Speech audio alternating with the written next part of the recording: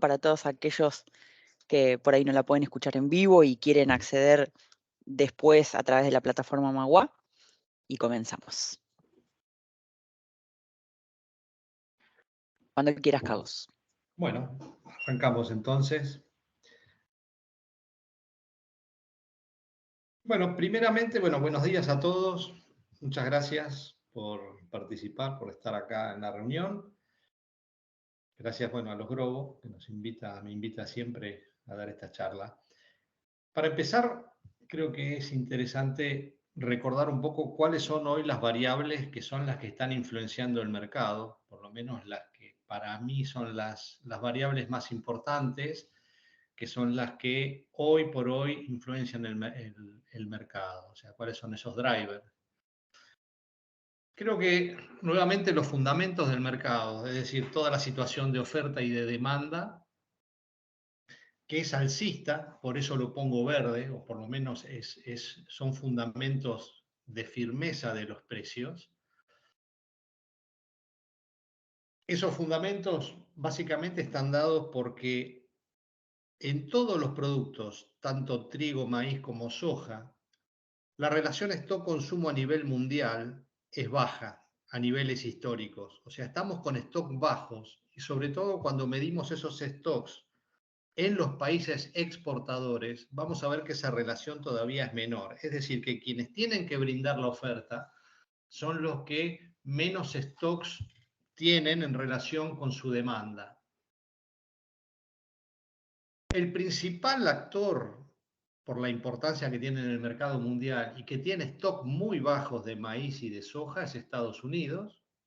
Ellos, acuérdense que tuvieron una cosecha que no fue buena el año pasado, con lo cual van a terminar la campaña que va a terminar a fines de agosto con stocks sumamente bajos tanto en maíz como soja.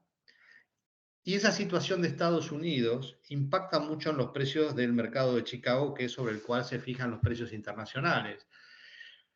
Venimos diciendo hace bastante tiempo que cada vez el mercado de Chicago refleja más el mercado interno de Estados Unidos y que, eso está provocando también una variación importante en lo que son los basis o las primas internacionales respecto de los valores FOB. Mi sensación es que todo el tema de la seca de Argentina y Uruguay ya está incorporada en los precios, lo mismo que el récord y la entrada de la cosecha brasileña. Es decir, ahora lo que falta es el ajuste más fino de cuánto es la cosecha argentina, si son 25, si son 23, pero el grueso del impacto del fracaso de la cosecha ya está incorporado en los precios.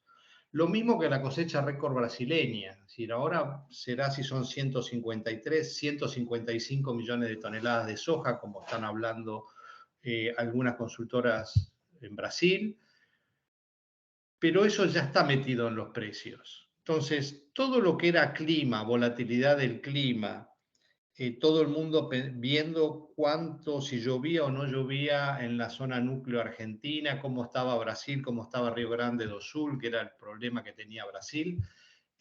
Todo eso ya pasó, ya está incorporado en los precios y lo que todo el mercado está mirando ahora es, cómo van a evolucionar los cuadros de oferta y de demanda con todos estos nuevos números, es decir, con una Sudamérica ya prácticamente realizada en su cosecha, y todo lo que viene por delante, que es la siembra y el desarrollo climático en Estados Unidos, que va a ser fundamental. O sea, toda la atención va a venir sobre la siembra de Estados Unidos y luego vamos a tener todo el mercado climático que va a ser el verano de Estados Unidos. ¿Y esto por qué?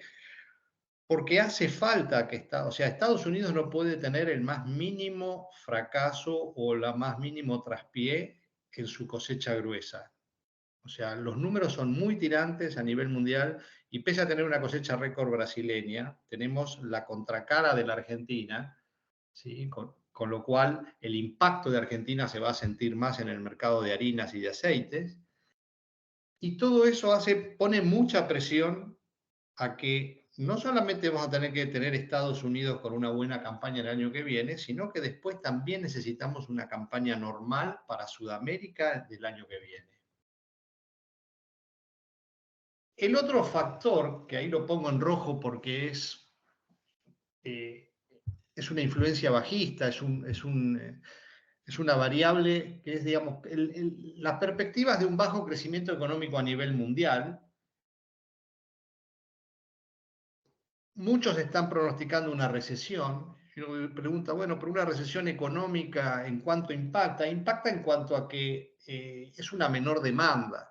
Siempre la discusión es, bueno, la demanda de alimentos es la que menos cae, que es verdad, pero siempre tiene un impacto, básicamente porque hay salida de fondos de inversiones especulativas que son las que impactan en los mercados de futuros. Entonces, cuando hay un movimiento de este tipo, recesiones, impactos, crisis bancarias, subas de tasa de interés, esto lo que provoca es menor ingreso de fondos o salida de fondos, básicamente, que impactan en los precios, sobre todo el mercado de Chicago.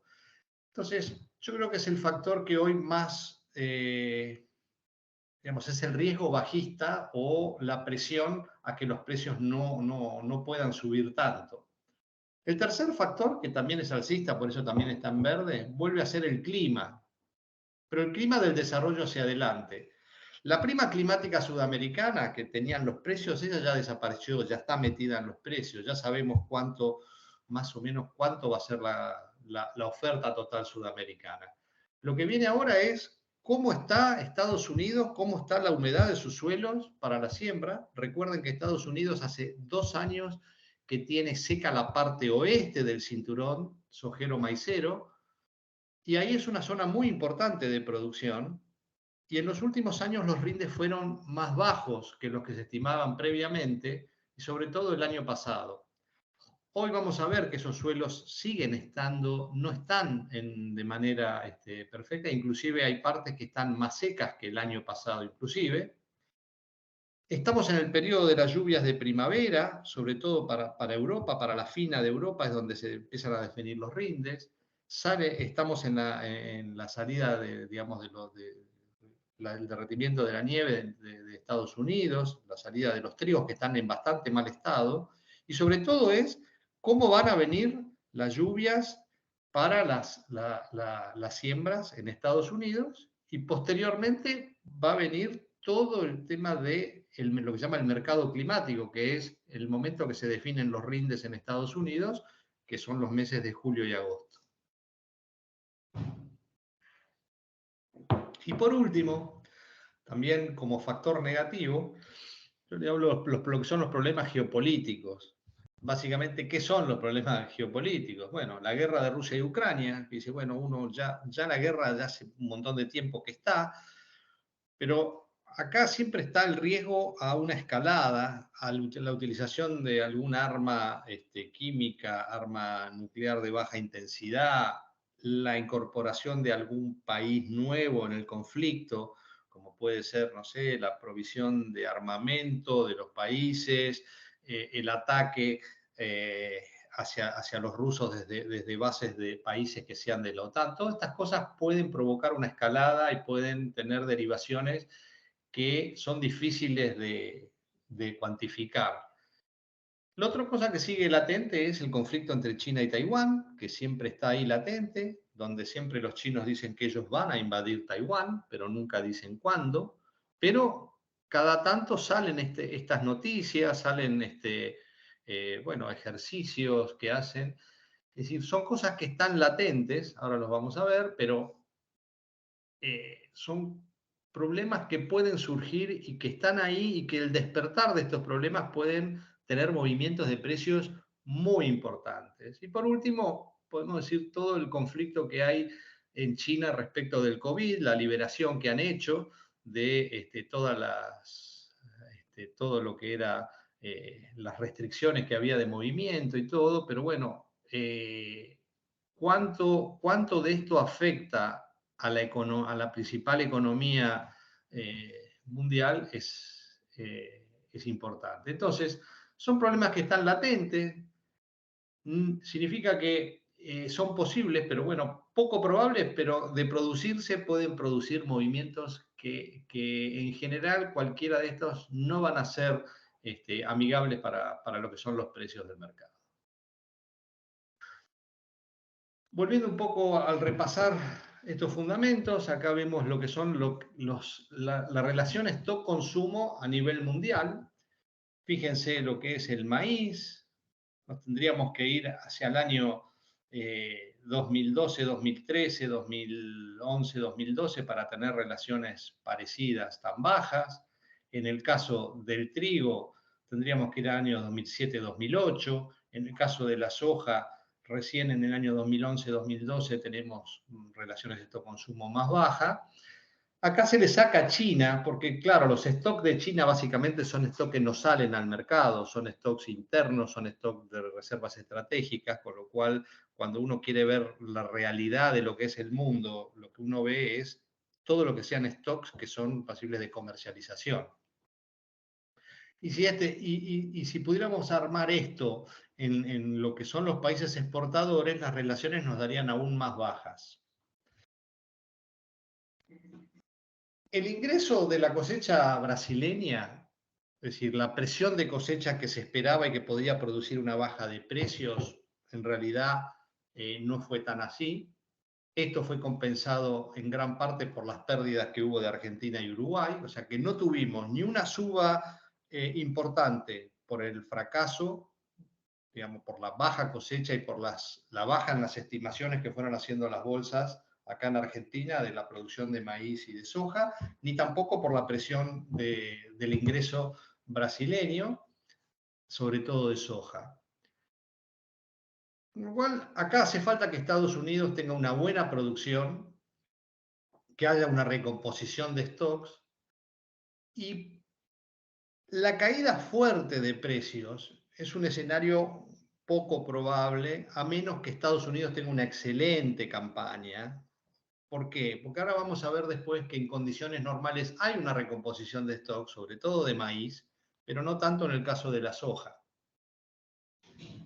Entonces, un escenario más probable sí que es si hay un desarrollo normal, una producción normal en Estados Unidos, lo que vamos a ir teniendo es una erosión de precios moderada, pero no vamos a volver a los precios de hace 3 años atrás. Lo que pasa es que después les voy a mostrar que estamos en niveles de precios históricamente de los más altos.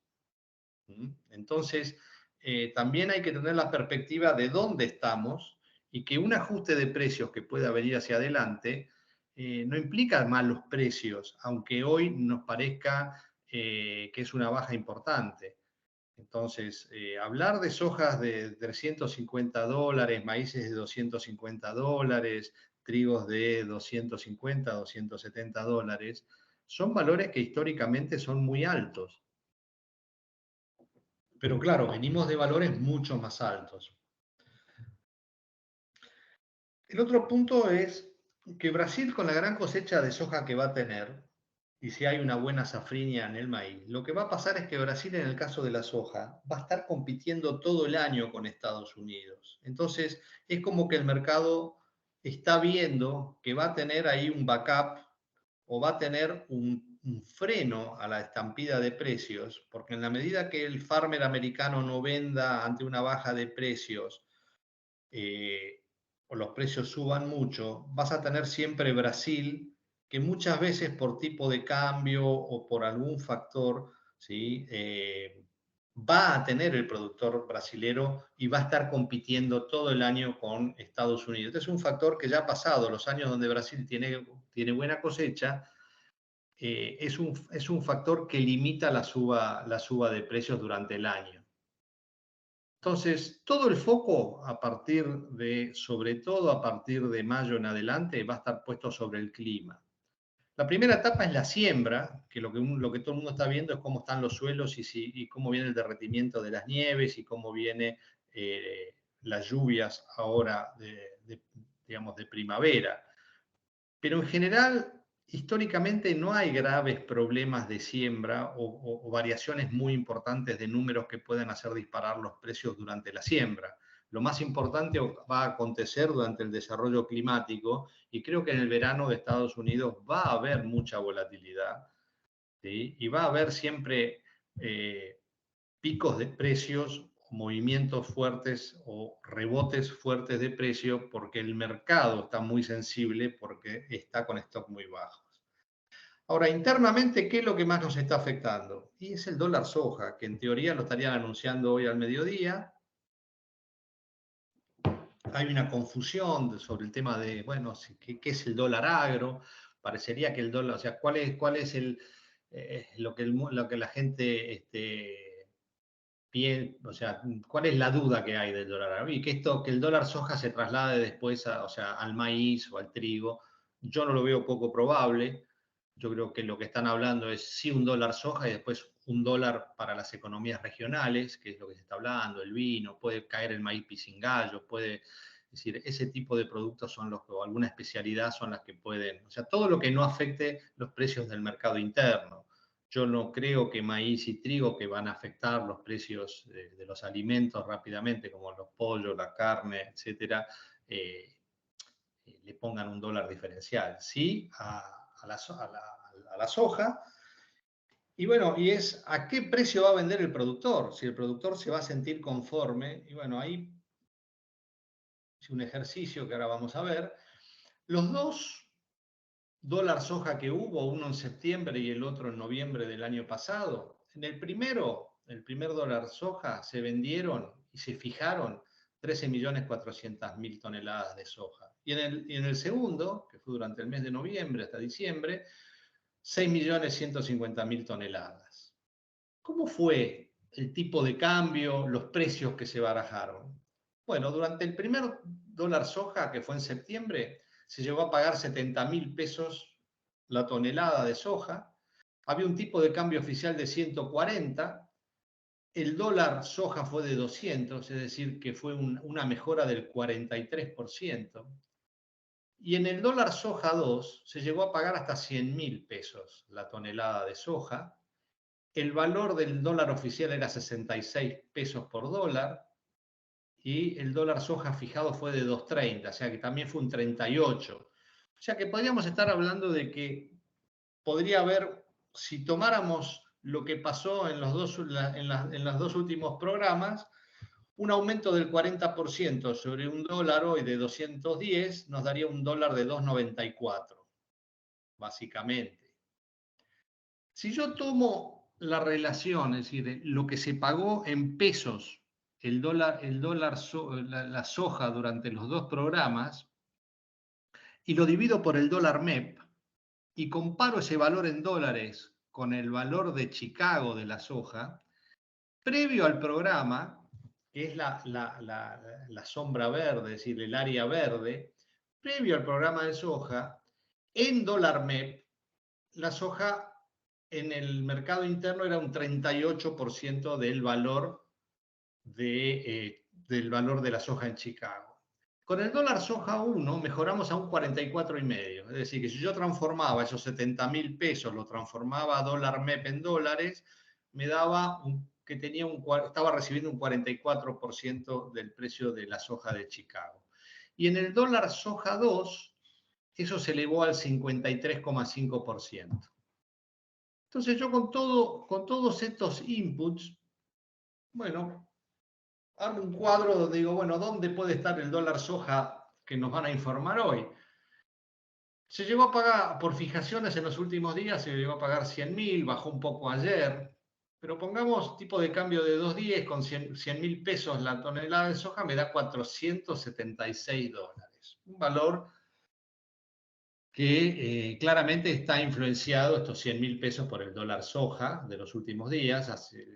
Hace 5 días esto era 85.000 pesos, hoy son 100.000, 90.000. El productor tiene en la cabeza que en noviembre le pagaron 100.000 pesos, con lo cual mi sensación es que el productor no va a aceptar nada que sea por debajo de los 100.000 pesos. Si en noviembre me pagaron 100.000 pesos, ¿por qué me van a pagar al revés? ¿Cuánto más me van a tener que pagar hoy? Si el tipo de cambio hoy es 2.10 y le sumo un 40%, que fue el aumento promedio de los dólares de los dos programas de la soja, me daría 2,94. 360 dólares, que está una soja mayo hoy en dólares por 294, me daría 106.000 pesos. ¿Cuánto vale Chicago hoy? 558. Si yo tomo que en dólar MEP me daba un 50% de promedio en los últimos dos programas, me daría unos 279 dólares por tonelada, y a un MEP de 3,98 me daría 111.000 pesos. ¿Cuál es el tipo de cambio que tiene en la cabeza el productor? 300 dólares. Es un número, siempre trabajamos con números redondos, con lo cual 360 dólares que vale la soja por 300 me daría 108.000. Entonces parecería que la soja va a estar entre, vamos a poner un número, entre 105.000 y 110.000 pesos. Más tirando arriba de los 105.000 que por debajo, ¿no es cierto? O sea, me parece que estaríamos en la parte alta, porque el gobierno lo que necesita es que el productor venda.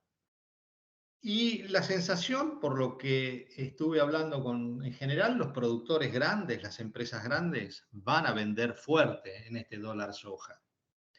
Y yo lo que veo acá es que claramente lo que va a ser la exportación, muy similar a lo que hizo los dos últimos programas, va a tantear el mercado. Si tiene mucha oferta, siempre se va a tirar abajo en los precios, a ver cuánto más abajo puede comprar. Va a haber mucha oferta, con lo cual lo que está pasando es que en dólares el mercado se cae. Miren lo que pasó, acá yo le estoy graficando, en el gráfico de arriba, la línea naranja es la soja de mayo de Chicago y la violeta es la soja mayo, pero en el mercado a término. Y lo que veo abajo es el cociente entre la soja del MATBA contra Chicago, que cae claramente. Es decir, lo que está pasando es que lo que hace, digamos, que la suba del tipo de cambio va en línea, en contraposición al movimiento en dólares. Y esto es lo que me parece que va a pasar. La exportación con el gran oferta va a tratar de pagar menos. Y hay un factor adicional, que es el problema de la calidad, que es donde yo veo el principal problema o la principal argumento para producir descuentos grandes al productor. Está viendo los primeros lotes, está viendo mucho grano verde, mucho problema de calidad. En la zona núcleo, los primeros camiones que están saliendo están diciendo que por cada camión de soja que está saliendo, necesitan 8 de soja vieja para mejorar la calidad. Parece un poco exagerado, pero es por lo menos la información que hay. Entonces es muy probable que te digan, bueno, yo te pago, pero después te hago un descuento importante por la calidad. Con lo cual, una de las maneras es empezar a mandar los camiones, ver qué es lo que nos están dando, y aquel que tenga soja vieja poder mezclar o tratar de mejorar, porque yo veo que los descuentos por calidad van a ser importantes y van a ser un argumento para pagar un poco menos de los valores que hay. Con estos valores la industria está teniendo márgenes negativos, con lo cual el aliciente hay que ver hacia adelante cómo se transforma el mercado, pero no hay tampoco mucho aliciente a pagar fuertemente, como fue en el dólar soja 1, donde sí se hicieron un montón de negocios nuevos, sobre todo de poroto, porque era competitivo. La semana pasada hubo un informe importante que se informó cuál es la intención, el primer informe de intención de siembra en Estados Unidos y cuáles eran los stocks reales, es decir, stocks trimestrales al 1 de marzo. Con lo cual acá lo que vemos es cómo vino la demanda en Estados Unidos y cuáles son los stocks reales. La sorpresa vino por el lado de la soja, primero con una menor área a la que el mercado estimaba, o sea, 300.000 hectáreas menos y 1,5 millones de stock menores a los que el mercado estimaba. Ustedes piensen que los stocks finales que se están calculando en soja están entre 5 y 6 millones de dólares, con lo cual errar en 1,5 millones la estimación de los stocks al 1 de marzo es un número que impacta bastante y por eso fue un informe alcista. El otro punto que hay mucha mercadería todavía, o sea, lo que queda de mercadería en Estados Unidos, el grueso está en manos de los productores, contrariamente a lo que estaba el año pasado, que estaba en manos de los acopios, con lo cual lo que queda del año hasta que entre la cosecha, van a tener que pagar bastante, o sea, los precios no pueden caer mucho en Estados Unidos porque el productor deja de vender y la única manera que van a tener de sacarle esa soja es pagando precios interesantes en Estados Unidos. El otro punto es que justamente por los problemas de calidad y los problemas de abastecimiento o de baja producción, varios compromisos que había de barcos de poroto que iban a salir de origen argentino se están switchando a Estados Unidos.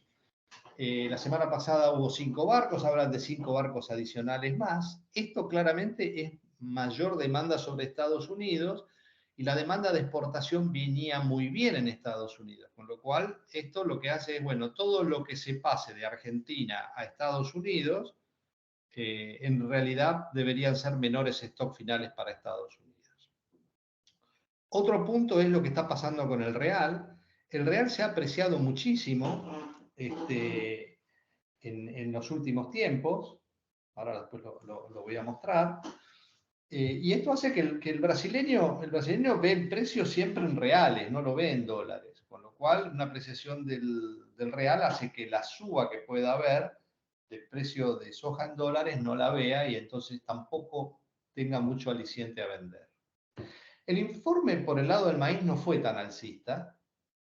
Hubo una mayor área a lo que los analistas estimaban, 450.000 hectáreas más, hectáreas más, y los stocks fueron 1.750.000 toneladas menos.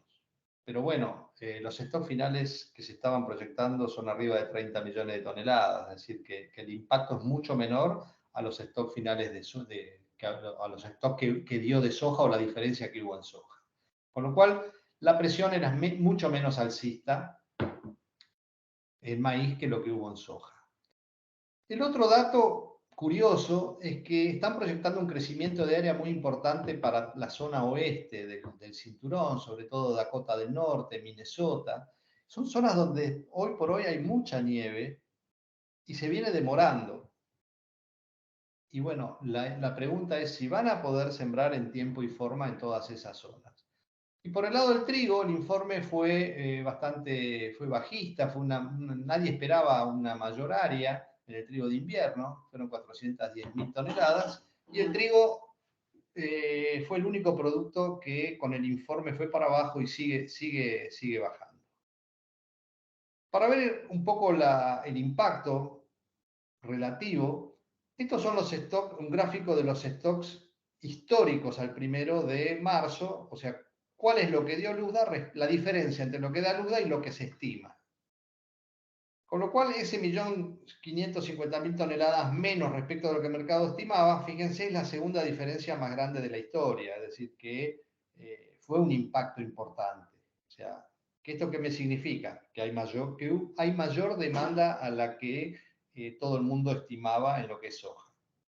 En el caso del maíz no es tan, como les decía, no es tan en términos relativos importante, ¿sí? Es menor, pero en número absoluto es mayor a la soja, pero en términos relativos no es tan importante. Y en área, por el lado del maíz, como decíamos, tenemos una estimación de área mayor a la que el mercado estimaba y en soja menor.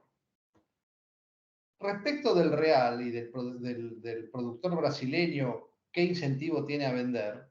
Fíjense que desde principios de 2023, el real se ha apreciado 7,8%, más o menos un 8%, ¿no? O sea, estaba, por decir, en 5,45, hoy lo tenemos en 5, ¿no? 5 reales por dólar, con lo cual esto es menos incentivo a vender. Y cuando hablábamos de los números proyectados, cuando uno proyecta esta área con rindes normales en Estados Unidos, dice, bueno, ¿cómo sería un cuadro de oferta y de demanda de la nueva campaña en Estados Unidos en condiciones normales? Hablamos de que se puede sembrar el área estimada, que no hay una pérdida grande del área cosechable y donde tenemos un rinde de tendencia, un rinde normal, que en este caso sería arriba de los 11.000 kilos, ¿sí? Tendríamos una producción de 380 millones de toneladas de maíz, este es el caso de maíz, es decir, casi un 9% arriba de la producción del año pasado, con una demanda que básicamente crecería en exportaciones, que habría que verlo si la competencia brasilera, cuánto de esto es real, y la demanda me aumentaría un 3,5, con lo cual habría una recomposición de stock, que pasaríamos de 34 millones, que es lo que se está estimando para el fin de la campaña actual, a 52 millones de toneladas en la 23-24. Es decir, que pasaríamos de una relación stock-consumo cercana al 10 a alrededor del 15. Con lo cual acá sí habría un alivio en los stocks finales de Estados Unidos en cuanto al maíz. Pero cuando hacemos los mismos números en soja, vemos que la situación es un poco distinta. Es decir, tomando el área y sacando el área cosechable en base a los números que dio el USDA la semana pasada, un rinde relativamente de tendencia, que es un 4% arriba del rinde del año pasado, tendríamos una producción aproximadamente de 121 millones, una oferta total que crecería un 3%, con una demanda que crecería un 3%, o sea que estaría compensada. Básicamente el crecimiento de demanda vendría por el lado de la molienda, y esto tiene sentido porque habría un espacio que dejaría Argentina por menor molienda, que debería ser aprovechada por Brasil y por Estados Unidos. Pero aún así, con estos números, los stocks finales prácticamente no se moverían. Seguiríamos con una relación que estaríamos alrededor del 5%. Es decir, estamos hablando de una cosecha que todavía ni siquiera fue sembrada y que estamos proyectando un rinde que sería un rinde cercano a los récords, si no es récord. Y pese a eso, finalizaríamos en la campaña 23-24 con unos stocks nuevamente muy tirantes. Entonces, esto es lo que para mí no permite un ajuste hacia abajo de precios muy importante. Sí creo que puede haber una erosión de precios una vez que la cosecha de Estados Unidos esté realizada. Es decir, una vez que estemos, si hay una caída de precios, las vamos a estar viendo a partir del mes de junio, julio. Es decir, una vez que tengamos un poco las proyecciones climáticas y sobre todo a partir de julio, cuando tengamos bastante más claro el panorama del desarrollo de los cultivos. ¿Cómo son los precios de lo que es la soja julio y comparada con los dos últimos años, que tuvimos precios excepcionales de la soja? La roja es la línea de soja julio 21, que si ustedes ven, tuvimos una disparada desde principio de año hasta mayo, que fue el máximo, ¿sí? Tuvimos una disparada de casi 350 puntos en Chicago, es decir, subió un 26,5%. La del año 2022, que es la verde, que va por encima, es decir, tuvimos años alcistas. Fíjense cómo nacen las tres curvas. Cada año partimos de niveles cada vez más altos y terminamos en niveles más altos en la 2022 respecto de la 21. Vamos a ver qué pasa en la 23 respecto de la 2022. Pero en la 2022 también, desde enero hasta el máximo que se dio en junio, tuvimos también una suba del 28%. Esto por ahora no está sucediendo en lo que es la 2023, primero porque partimos de un valor bastante más alto que los dos últimos años. Segundo, veníamos de una caída importante y bueno, esto de los últimos días, esto que venimos hablando, de la proyección de los cuadros de oferta, la intención de siembra, stocks, etcétera, hizo un rebote importante. Y estamos en medio de este rebote de precios, ¿sí? Pero tengan en cuenta que los máximos de los dos últimos años se dieron entre mayo y junio del año. ¿Cómo es la estimación de Sudamérica hoy? Bueno, el USDA está hablando que Argentina tiene 33, todo el mundo sabe que 33 no tiene. Estamos hablando de 25 millones, inclusive un poco menos, es probable. Uruguay, el USDA lo está poniendo en 2.100.000. Vamos a ver qué dice ahora en abril, en el informe de abril, que es la otra semana. En Uruguay están hablando que vamos a tener alrededor de 800.000 toneladas. Con lo cual, todo Sudamérica, en vez de 200 millones, 201 millones que estaría calculando en el último informe de USDA, estaríamos hablando que estaríamos más cercanos a 190, estaríamos alrededor de entre 9 y 10 millones de toneladas menos de lo que dice el USDA, pero sin embargo estaríamos con una producción mucho más importante para toda Sudamérica que el año pasado. Es decir, el año pasado esa producción fue de 184, estaríamos hablando de 200 millones. O sea que hay una recomposición de producción pese al fracaso de Sudamérica. Acá el impacto grande es Brasil, que tiene una cosecha récord, que ya les digo, el USDA está estimando 153 y en esta semana, la semana pasada, las consultoras privadas de Brasil la fueron subiendo, algunos lo pusieron en 155. Ya la cosecha brasilera está muy avanzada, estamos en el 74%, Mato Grosso ya tiene todo cosechado, toda esta soja ya está entrando fuertemente en los puertos, se está exportando. Y estamos apenas 2 puntos por debajo del promedio histórico. Sí, retrasados respecto del año pasado, que fue una cosecha muy temprana, pero respecto del promedio estamos bastante bien. Yendo al caso del maíz, bueno, nuevamente tenemos una situación similar a nivel mundial, con stocks muy bajos, apenas 38 días, vamos a terminar con 38 días de consumo, o sea, con stocks equivalente a 38 días de consumo. Y en el caso del trigo, si bien la relación stock-consumo en Estados Unidos es bastante más aliviada de lo que es para maíz y soja, porque estamos hablando de 30% de relación stock-consumo cuando estamos hablando de debajo del 10% para maíz y cercano al 5% para soja. Pero acá el factor importante es ver que los volúmenes, es decir, hace 4 años atrás, en la 2021, 3 años atrás, teníamos 23 millones de toneladas de stock finales, hoy estamos con 15. ¿Cuáles son las estimaciones últimas que hay para la producción argentina? Bueno, Bolsa de Buenos Aires la fue bajando, la última estimación es del 15 de marzo, de 49 millones iniciales pasamos a 38, luego a 33,5, el 8 de marzo lo pusieron en 29 y el 15 de marzo estuvimos en 25 millones. En general, la bolsa de Rosario, que está estimando 27 millones. Esta estimación es del 8 de marzo, con lo cual es muy probable que la semana que viene tengamos una actualización de esto, que claramente va a estar de 25 para abajo. Siempre Rosario fue el que pegó la alerta, fue el que... ¿Por qué? Porque justamente la zona de influencia de la Bolsa de Rosario era la más afectada y era la de mayores rindes y era la que veía la caída más importante de rindes y que las condiciones de los cultivos estaban en peor estado.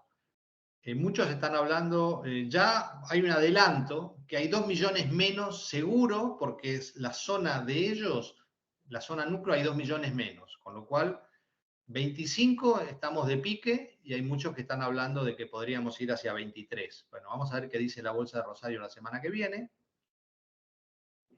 Pero yo creo que todo esto ya está, hay un ajuste fino, puede haber un impacto el día que se publiquen, digamos, porque los fondos toman la noticia y operan en consecuencia, pero el mercado en general ya está incluyendo números bajos. Y en maíz, ¿cuáles son las estimaciones? La Bolsa de Buenos Aires... Al 22 de febrero estábamos en 41, al 8 de marzo la bajamos a 37,5, le metieron 3 millones y medio de baja, y la última es del 15 de marzo, estamos en 36 millones de toneladas. Es decir, que serían 16 millones menos que la campaña pasada, y la bolsa de Rosario está en 35, o sea que inclusive Rosario, sin actualizar, ya estaba por debajo de la bolsa de Buenos Aires. Vamos a ver qué es lo que dice la semana que viene. Seguramente acá también va a haber alguna merma. Rinde, que dice la bolsa de Rosario, de maíz, 5.800 kilos promedio para Argentina. Y el balance de Sudamérica me estaría dando más o menos un 5% menos de producción. Brasil con 125 contra 116 del año pasado, y el ajuste fuerte viene por el lado de Argentina. Sin embargo, la caída no es tan importante, ¿sí? Hay un 5% menos, pero digamos, el impacto de Argentina está compensado, como en el caso de la soja, por Brasil. ¿Y cómo se compone esta producción brasilera? De estos 125 millones que va a tener, hay 27 que los está cosechando actualmente. Esta es el maíz de primera que tiene Brasil, que se consume casi todo internamente, se exporta muy poco de este maíz. El grueso del maíz proviene de la safrinia, estos 98 millones de toneladas. Es decir, que tenemos 12 millones más de toneladas respecto del año pasado, y de acá van a salir estos 50 millones de exportaciones, que son 2 millones más que las proyectadas de la campaña del año pasado. ¿Cómo viene la siembra de esta safrinia? Bueno, ya tenemos un 99, ya prácticamente está todo sembrado. Estamos igual que el promedio, o sea que la siembra vino bien, no hay por este lado mayores problemas. Con lo cual, este es un punto importante, porque la siembra de la safrinia siempre es muy importante la fecha en la cual se siembra. Y acá lo que hay que prestarle mucha atención es al calendario. Cómo son los calendarios y cómo son los acontecimientos climáticos y las estacionalidades que hay tanto de soja como de maíz. Nosotros venimos de todo lo que es el mercado climático desarrollo, o sea, digamos, definición de rindes en lo que es Brasil. De luego pasamos a Argentina, entre fines de enero a principios de marzo. Y ahora el foco empieza a pasar a la siembra en Estados Unidos, que se da durante abril, básicamente es mediados de abril y mayo. Acá lo ponen mayo-junio, a partir digamos, de mediados de abril empieza la siembra. Y de ahí vamos a pasar al impacto de donde sí se definen los rindes, que son muy necesarios, como le vimos en los cuadros de oferta y demanda, que son julio y agosto. Con lo cual, acá hay que esperar movimientos fuertes de precio por justamente la escasez de stock que hay.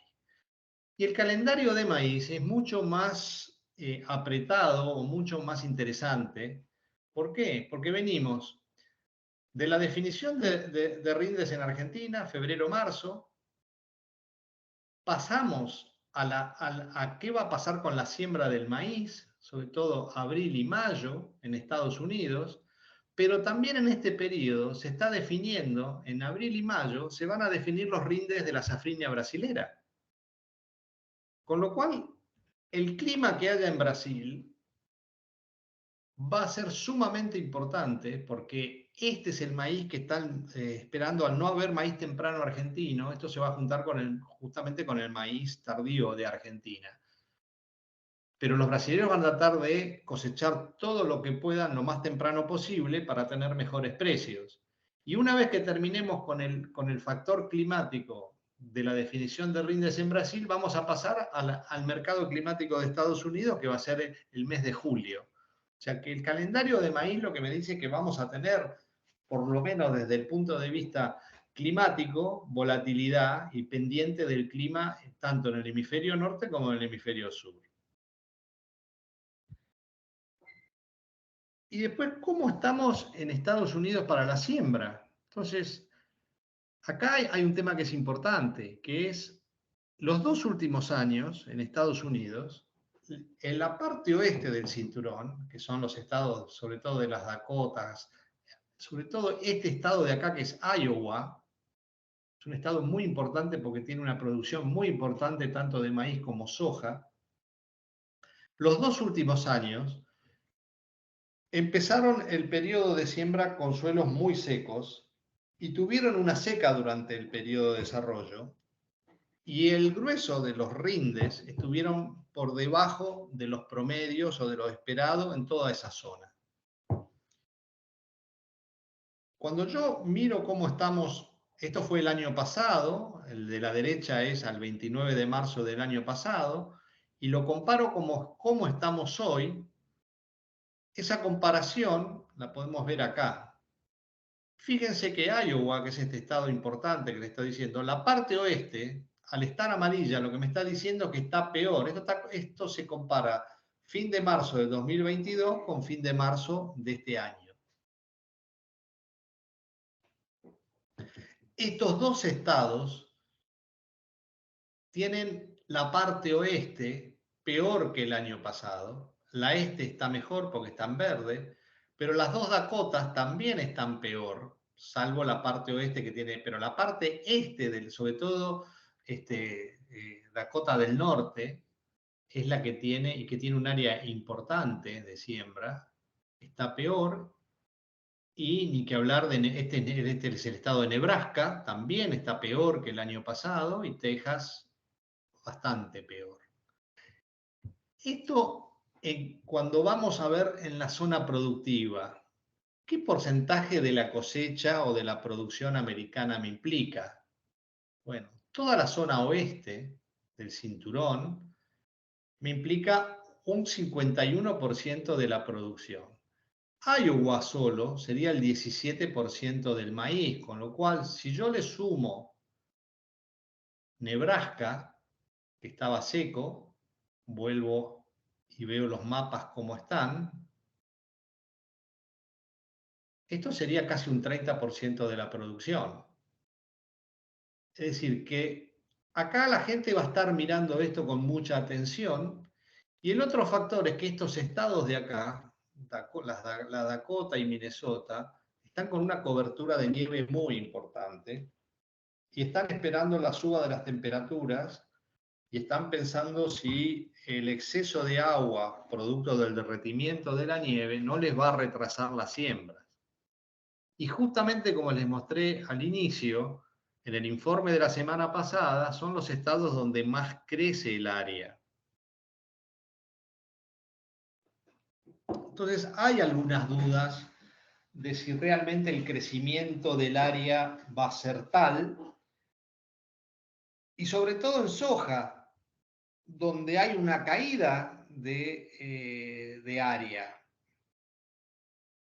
Cuando yo hago el mismo análisis en el caso de la soja, también estoy hablando de que la zona oeste, que los 2 últimos años fueron secas con rindes menores a los promedios, es el 47% del área. Y de vuelta acá, Nebraska y Iowa, ¿sí? Estamos en el 20 y pico por ciento, pero si yo le sumo las Dakota, que en el caso de las hojas son importantes, sería un 11% más.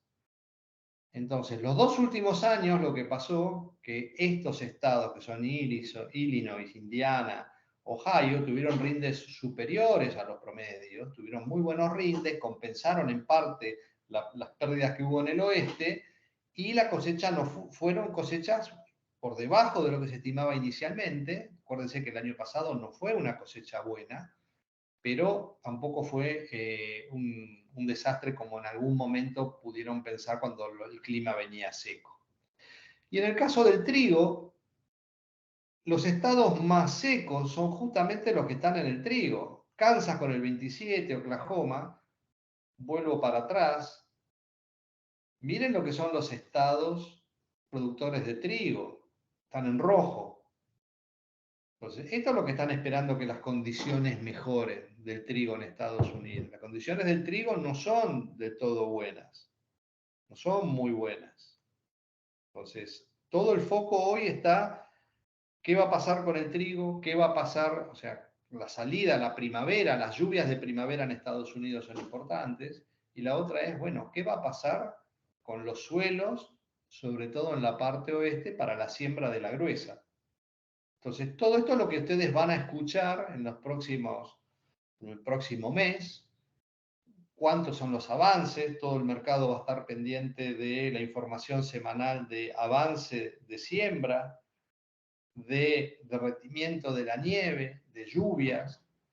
Ahora, históricamente, En general se habla mucho de los problemas que puede haber a la siembra y en general no hay mucho inconveniente en Estados Unidos o no ha habido, son muy pocos los años donde ha habido un problema grave en la siembra que haya alterado los precios. Sí, se escribe mucho, pero en realidad no es tanto. Pero hay una realidad que es que partimos de un punto de inicio que es un poco peor al año pasado.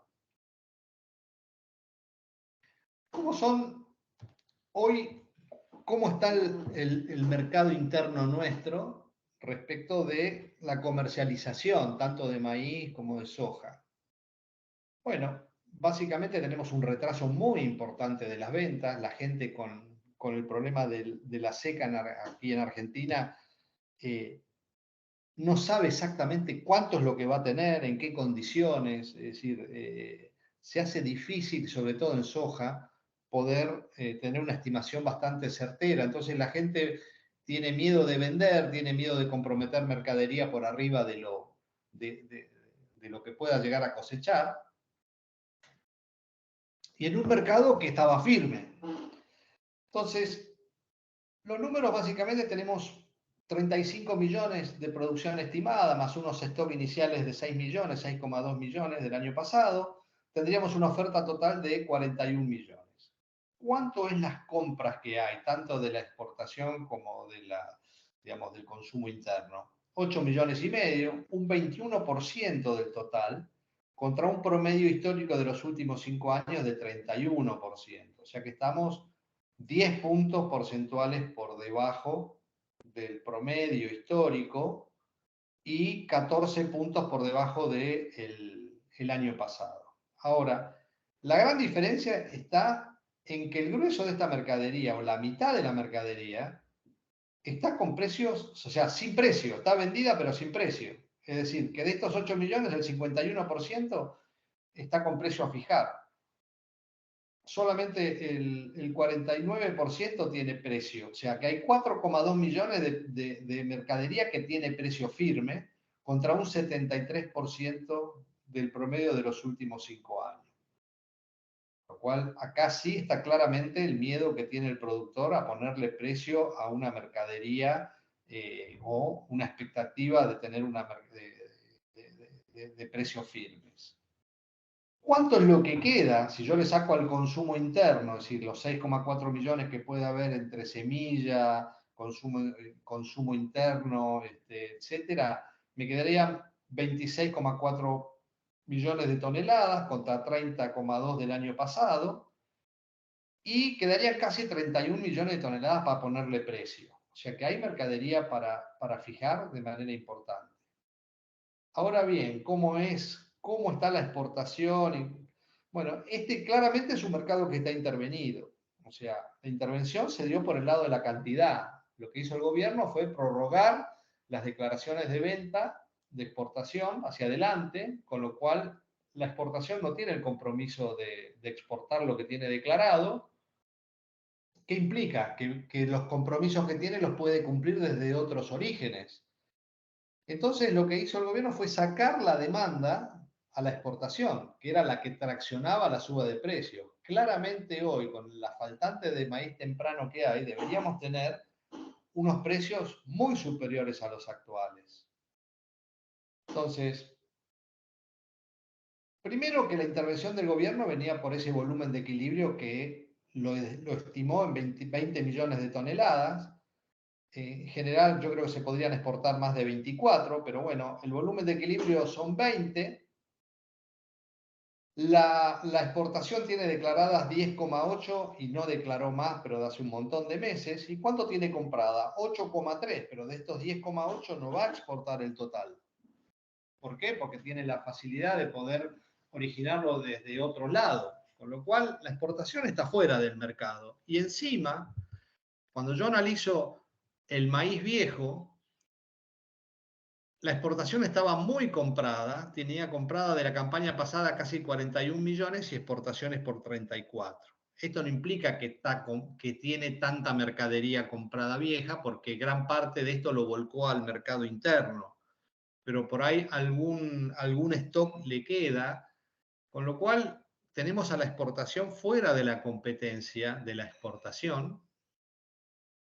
Y esto es un mercado que es muy parecido a lo que sucede con el trigo. Está prácticamente el único demandante es el mercado interno. O sea que queda un mercado cautivo, ¿sí? El productor, la única demanda que va a enfrentar es la que tenga digamos, del consumo interno.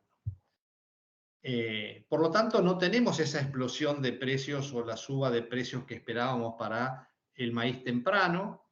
Y hacia adelante lo que es el maíz tardío, que se va a juntar con la safrinha en el mercado internacional de exportación, internamente lo que tenemos es una baja de casi 20 y pico de dólares respecto de lo que es el maíz temprano.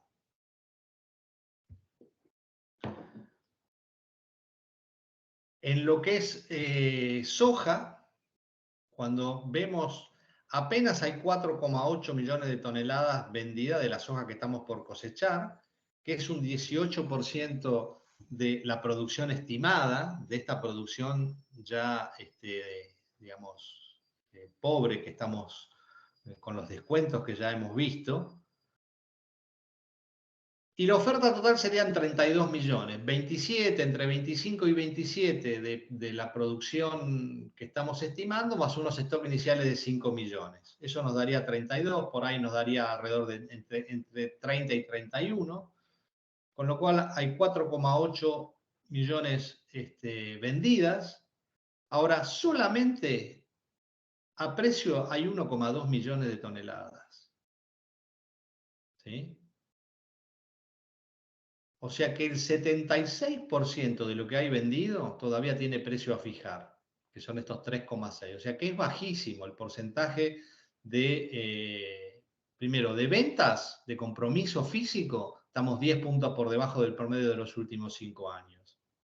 Y a precio, ¿sí? Estamos casi 20 puntos por debajo de los últimos años. ¿Cuánta mercadería nos quedaría por vender, digamos, por poner de disponibilidad de mercadería? 22,8, pero para ponerle precio nos quedarían 31 millones. Es decir, que estamos hablando de una disponibilidad de mercadería para vender de físico de 12 millones de toneladas menos que el año pasado. O sea, acá va a haber un mercado que va a estar sostenido, va a estar peleado. La industria seguramente va a tratar de comprar todo lo que pueda ahora con el dólar soja, que yo creo que va a haber mucha oferta, sobre todo creo que va a ser una oportunidad por los buenos precios que van a estar dando, si es más o menos por los números que tuvimos viendo anteriormente. Yendo un poquito, y sobre todo para ver qué puede pasar con el girasol, tenemos que ver qué es lo que pasa con los aceites. Primero, los aceites estuvieron en los últimos años, sobre todo el último año, muy influenciados por lo que pasaba con el precio del petróleo, de los combustibles, por la guerra entre Rusia y Ucrania. Con lo cual el componente o la demanda para biocombustibles de los aceites vegetales era fuertísima. Esto lo que hizo fue impulsar una mayor producción por los muy buenos precios de todas las semillas oleaginosas y sobre todo una oferta importante de los aceites. Entonces, si yo comparo la producción de aceites estimada para este año de girasol, voy a tener un 4% más. La colza tiene un crecimiento del 8%. Ahora vamos a analizar un poco el mercado de colza, que para el mercado de los biocombustibles es muy importante. Y el componente de biocombustible era el principal argumento alcista de los precios de los aceites para el año pasado. El aceite de soja apenas no llega al 2% de aumento y el aceite de palma un 4%, con lo cual tenemos un aumento de todos los aceites, de la producción de todos los aceites. Y esto claramente ha repercutido en los precios. Cuando veo los precios de los aceites, fíjense que yo los comparo con, digamos, mayo, julio del año pasado, que fueron los picos de los aceites. Hoy estamos en niveles sustancialmente menores, cualquiera sea el tipo de aceite que querramos ver. Ni que hablar del aceite de girasol. del aceite de girasol, que llegamos a tener un valor de $2.200 por tonelada el año pasado para un aceite de girasol en Argentina, hoy estamos sustancialmente en niveles mucho más abajo. ¿Y esto por qué? Bueno, cuando vemos qué pasó con el petróleo, ahora porque estamos en un rebote, pero miren, en la época de la guerra llegamos a tener valores del petróleo cercanos a $120, hoy estábamos en 70 y justamente con estas últimas noticias de la OPEC bajando las cuotas de producción, subimos más de $10 en los últimos días. Pero claramente el impacto del precio del petróleo sobre los aceites vegetales en la parte del componente que tiene para biocombustibles es sumamente importante. ¿Cómo viene la demanda? Y la demanda no viene, o sea, tengo un aumento de oferta y encima tengo una demanda que viene floja. Miren lo que es la demanda de aceites en Europa. Y nadie se apura a comprar en un mercado que está bien abastecido. Esta es la comparación de la demanda de aceite en Europa, las importaciones europeas de aceites vegetales respecto de los 3 años anteriores. Estamos bastante por debajo. El área de colza crece respecto de los últimos años. Esta es el área de la colza para Europa. Y el mercado de colza está muy bien abastecido.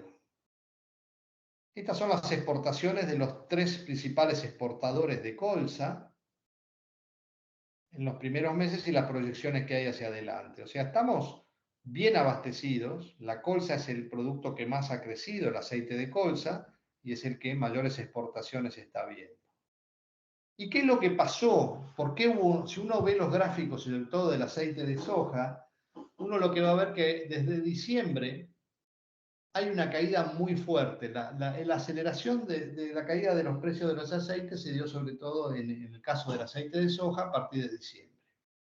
El organismo que regula los biocombustibles y digamos, la que marca la regulación del mandatorio de mezcla en los biocombustibles, de aceites vegetales en los combustibles, es la EPA, que el 1 de diciembre lo que dio fue la regulación para el 2022 y para el 2023. O sea, recién dio para el 2022, a fines del 2022, marcó cuál era el regulatorio.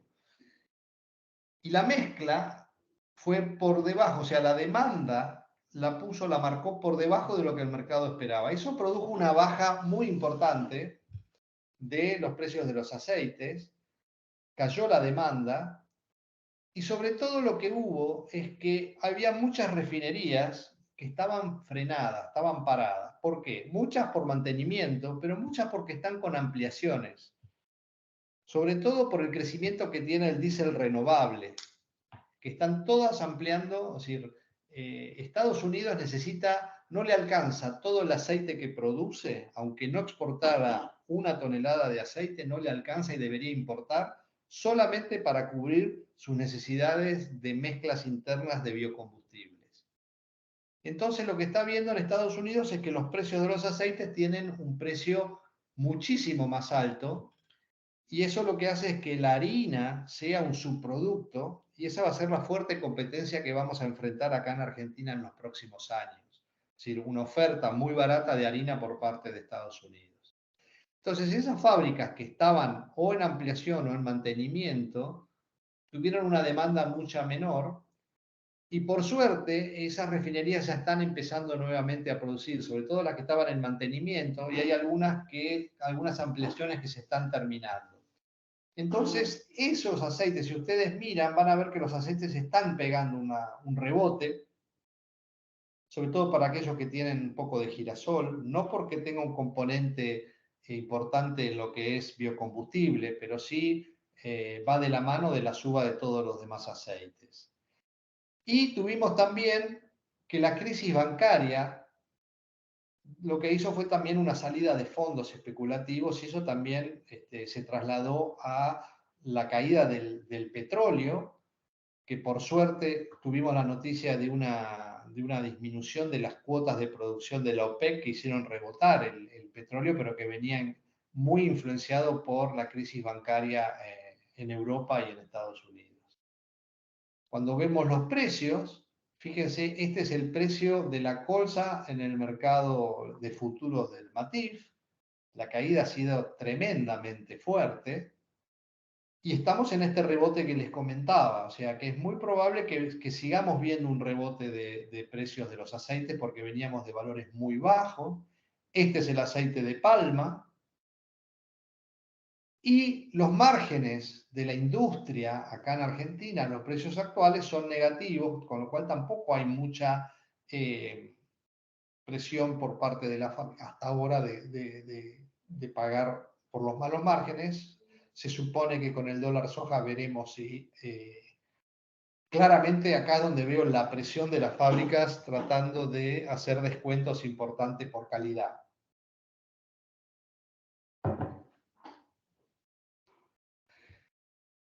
¿Cuáles son las últimas noticias por el lado de Ucrania? Bueno, esto también le da sostenimiento al mercado porque va a haber mucha menos producción, va a haber la cosecha de trigo que se estaría haciendo entre 15 y 18 millones de toneladas contra 20 del año pasado, que ya era una producción muy, muy exigua por producto de la guerra. Y por los números que está barajando, que ha adelantado el Ministerio de Producción en Ucrania, cuando dice la producción total de granos, si uno descuenta lo que puede ser el trigo, ellos lo que están estimando es que entonces la producción de maíz apenas podría ser entre 12 y 15 millones de toneladas contra 27 que fueron el año pasado. Lo que sí se está viendo es que hay, justamente por el tema de costos y uso de fertilizantes, un traspaso a la siembra de cereales a oleaginosas. O sea que habría un aumento, hablan de que la producción de semillas oleaginosas podría aumentar hasta un 13%. Entonces, esto también hacia adelante habría un poco más de girasol, pero el girasol ya no sería como aceite, porque justamente por los bombardeos a la infraestructura y el faltante de los cortes de energía, las fábricas no están pudiendo moler en la misma velocidad con la que tenían, entonces se está exportando mucho lo que es semilla y no tanto aceite. La demanda, o sea, perdón, las exportaciones de trigo de todo lo que es el Mar Negro, tendríamos para esta campaña, seguiríamos con un impulso muy fuerte por parte de Rusia, se está estimando unos 45 millones de toneladas de exportaciones de trigo por parte de Rusia, pero las exportaciones de Ucrania caerían a la mitad, o sea que acá habría, o sea, esto le daría un sostenimiento al tema del trigo, básicamente porque el trigo ruso tiene algún boicot por parte, sobre todo para parte de las cobranzas. Acuérdense que los bancos rusos los han sacado del sistema de cobranzas internacionales, que es lo que está pidiendo Rusia que lo vuelvan a incorporar. O sea, todo el trigo ruso está yendo a los países más satélites o más que son amigos de Rusia, pero no a todo lo que es, digamos, Occidente. Entonces, acá hay un tema del trigo que le da cierto sostenimiento. ¿Cómo viene el trigo francés? Que estamos en plena definición o vamos a estar en plena definición de rindes. Bueno, estaba mal, el trigo había lluvia, vinieron buenas lluvias y el 95% del trigo y el 92% de la cebada está en condición de buena excelente, ¿sí? Que es esto que marcamos acá. Y el 5% del trigo y el 11% de la cebada está en condición excelente. Y encima el desarrollo, la madurez es muy avanzada. Si yo comparo con el año pasado, fíjense, la línea roja me habla que hay un 33% de trigo ya maduro a nivel nacional y en la zona de producción del trigo de calidad estamos un 15%. Las líneas que están por arriba son las de este año, la que va por abajo es comparativa con el año pasado. O sea que que no solamente que estamos con mucha mejor condición del cultivo, sino que además estamos con un avance y una madurez importante. Por el lado de la cebada, es un mercado que está bastante quieto, muchos tienen cebada todavía, se han parado los negocios de exportación, ahora se empezaría a mover un poco más.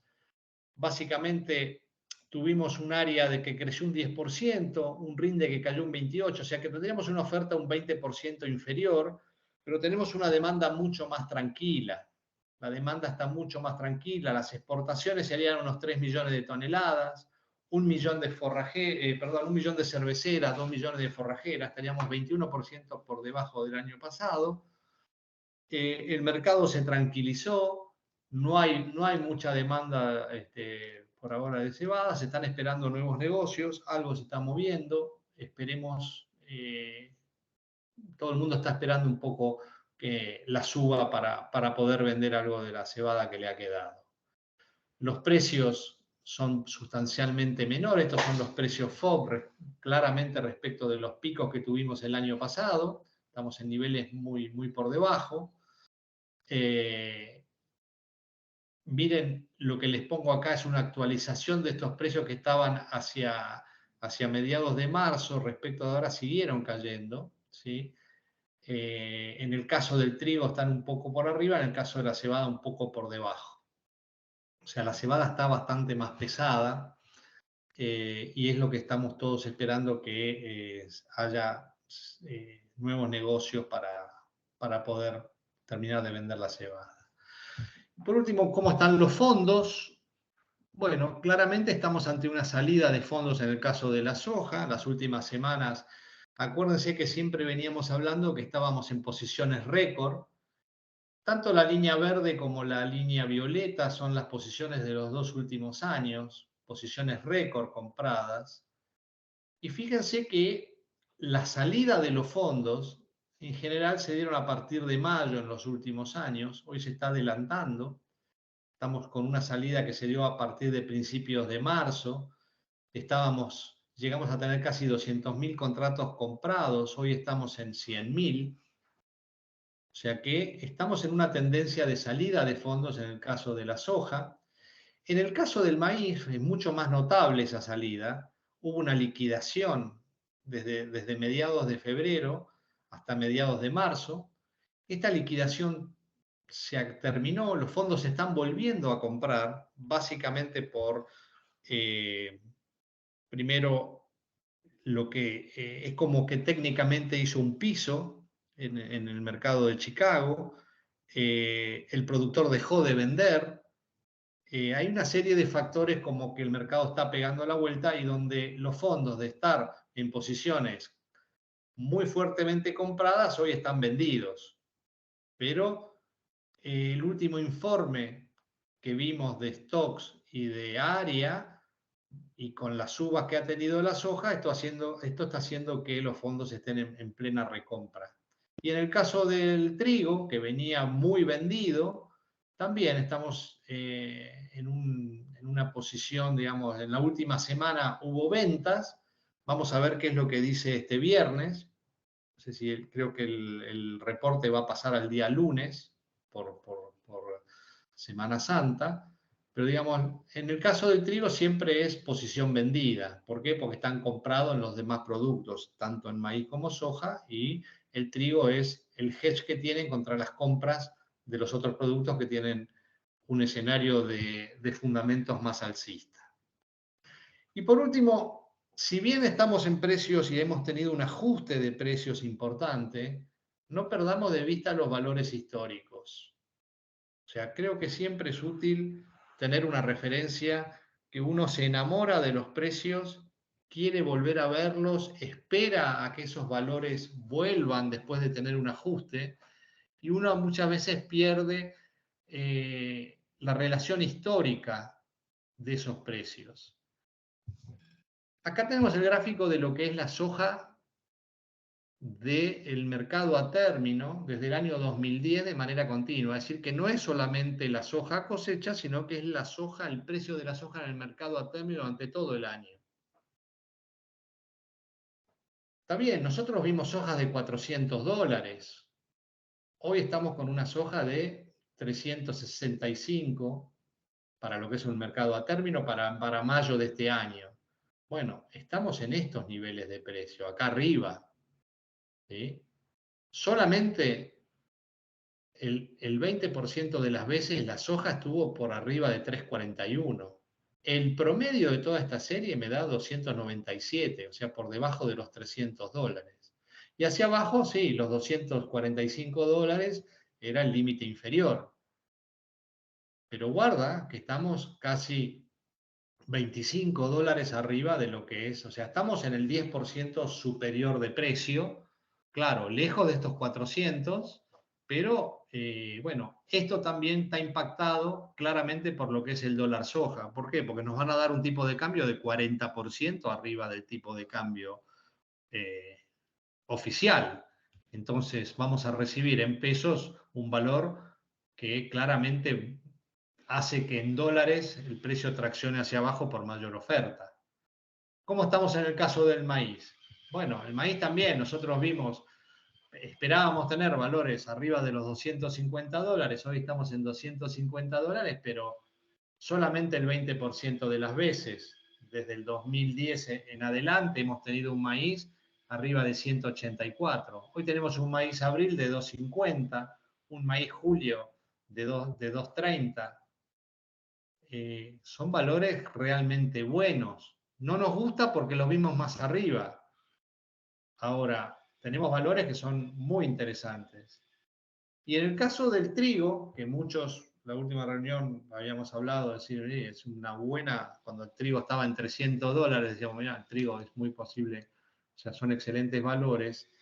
Claro, el trigo ajustó claramente. Hoy un trigo diciembre lo tenemos en 259, $260. Todo el mundo está pensando en los 300, pero a niveles históricos, solamente el 20% de las veces, del 2018 en adelante, tenemos 2.37, o sea, estuvo arriba de 2.37, hoy tenemos 2.60, un trigo diciembre.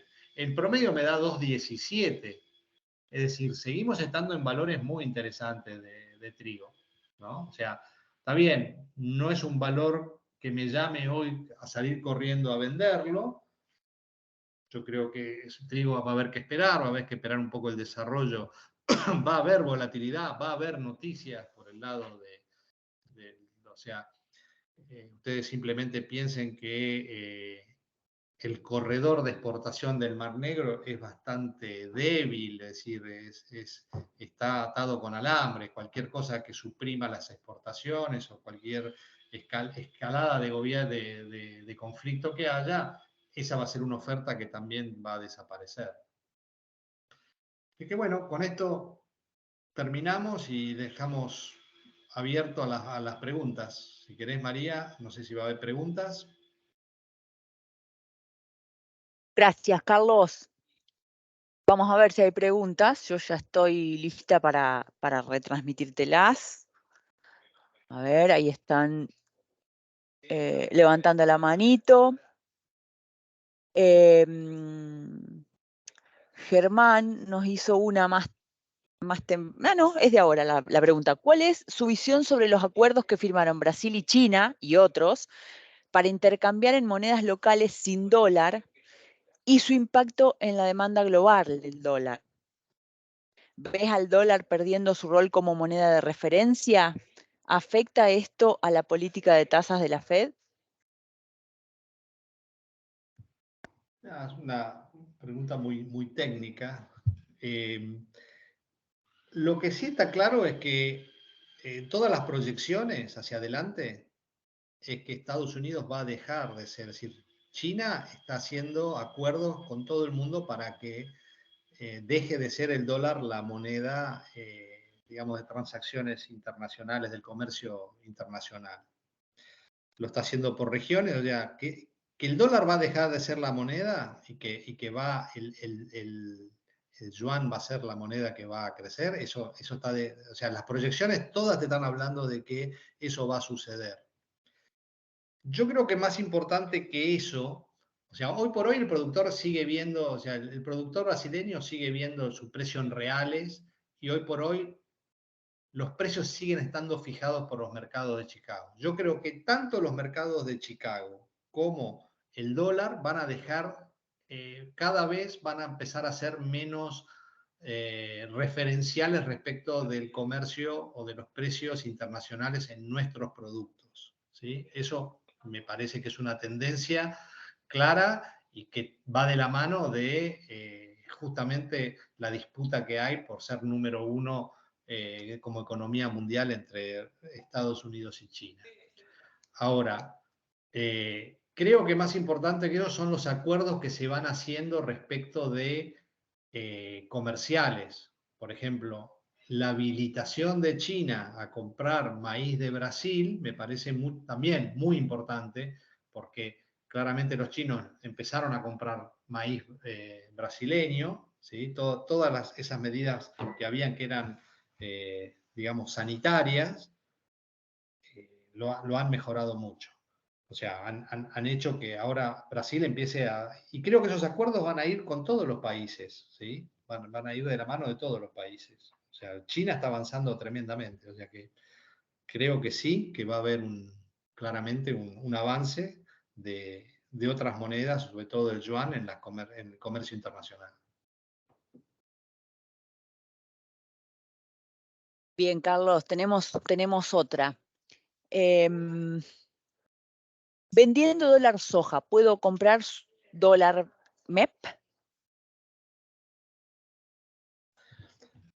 Bueno, la medida original, lo que te hablaba, que para poder acceder al mercado del MEP deberías tener 85% de tu producción estimada vendida. Esa fue la norma que salió en el dólar soja 1, que no se modificó en el soja dólar 2. Y después están todas las medidas colaterales de que sacaron de que aquel que no vendía la soja tenía mayores tasas para hacer financiamiento. Yo creo que esas medidas van a salir hoy, van a ir anunciándolas. Yo creo que esa no la van a sacar, o sea, te van a obligar, para poder entrar al dólar MEP vas a tener que tener vendida una porción muy importante. O sea, acá lo que quieren es que, claramente, es que la brecha no se siga abriendo. O sea, la brecha entre el dólar oficial y el dólar MEP y el contado con liquidación es enorme. Entonces, una de los objetivos es que no se siga ampliando. Entonces, van a poder trabas para que con esos pesos que cobre el productor no se vayan al dólar MEP. No sé cuánto de esto se puede fiscalizar, cuánto realmente tienen control sobre si alguien vendió o no vendió el 85% de la producción, pero que la normativa estaba en el dólar soja 1 y que se renovó en el dólar soja 2, sigue estando, 85% de la producción estimada. Vamos a ver qué normativas hay. Pero no me cabe duda que van a poner un montón de trabas o sea, te van a obligar a vender gran parte de la mercadería para poder tener acceso o al dólar o a tasas preferenciales. Bien, Gustavo nos pregunta, a nivel nacional, ¿ves intenciones de los productores en sembrar trigo? ¿Es por cuestiones de necesidad más que por margen? Va a ser muy difícil afrontar compromisos de mayo 23 a mayo 24. Sí, claramente se está viendo que va a haber mucha intención de siembra. Acá hay un problema de caja, claramente. Hay mucha gente que va a tener problemas de caja y necesita el ingreso de plata lo antes posible, y por eso se va bastante fina. Yo creo que va a haber mucha siembra de fina. Yo creo que gran parte de la baja de los trigos en el mercado a término se debió a que el mercado se anticipó a esas necesidades. La baja del precio de los fertilizantes y de los insumos, me parece que eso en algo alientan, pero los márgenes, por lo que estoy viendo, no son buenos. Y la otra cosa que me parece que va a limitar es la humedad del suelo, ¿no? Hay mucho que no tienen perfil y que van a necesitar una recarga importante. O sea, o las lluvias vienen rápido y fuerte, Hay muchas zonas que necesitan una recomposición muy importante del perfil para que el productor se anime a volver a poner plata para meter la fina, ¿no es cierto? O sea, pero sí, de poder hacerlo, yo creo que va a haber mucha intención, va a haber mucho crecimiento de siembra y sobre todo por un tema de caja. Lo que juega en contra es el margen no es bueno. Bien, pregunta de Jorge. Carlos, parece rara la salida de los fondos, en particular en soja, tomando como perspectiva los cuadros de oferta y demanda que nos mostraste para Estados Unidos. Sí, yo creo que los fondos, si vos ves históricamente, se terminan saliendo más hacia mayo. Generalmente los picos de precio de nuestra producción los últimos años los hemos visto a cosecha, ¿no? Y de ahí en más hemos tenido una caída importante y coincide en gran parte con la salida de los fondos. Yo no veo o sea que los fondos, fue raro la salida del maíz, que eso sí tomó por sorpresa a muchos. Eh, el productor americano le quedaba maíz y yo veía los foros de los productores que veían caer fuertemente los precios del maíz en Chicago y estaba dado por la salida de los fondos. Creo que se los agarró un poco a contramano. Pero bueno, los fondos nuevamente están entrando en maíz. Yo no veo una liquidación, o sea, por el lado de los fundamentos, como dice Jorge, está claro que no hay mucho motivo para salirse, pero también hay que tener en cuenta que los fondos especulativos muchas veces se salen de posiciones que están ganando plata para ir a cubrir agujeros en las posiciones donde pierden. Entonces, guarda que los fondos especulativos en general, y sobre todo los hedge funds, han perdido muchísimo dinero en el mercado de tasas de interés. Es decir, la crisis bancaria lo que hizo fue una caída de las tasas de interés de tipos que estaban apostando a la suba. Ahí hay una pérdida grande. Entonces, por ahí muchas veces salida de fondos de los commodities, que son posiciones gananciosas en general, son muchas veces para cubrir pérdidas y márgenes que tienen en otros mercados. Entonces, muchas veces hay que seguir, ya es ¿viste? Entrar en las noticias de esos fondos, a ver en qué están, cómo están posicionados en general. Pero sí, yo no descarto que venga por ese lado. Bien, gracias, Carlos. Era un comentario más que una pregunta, ¿no?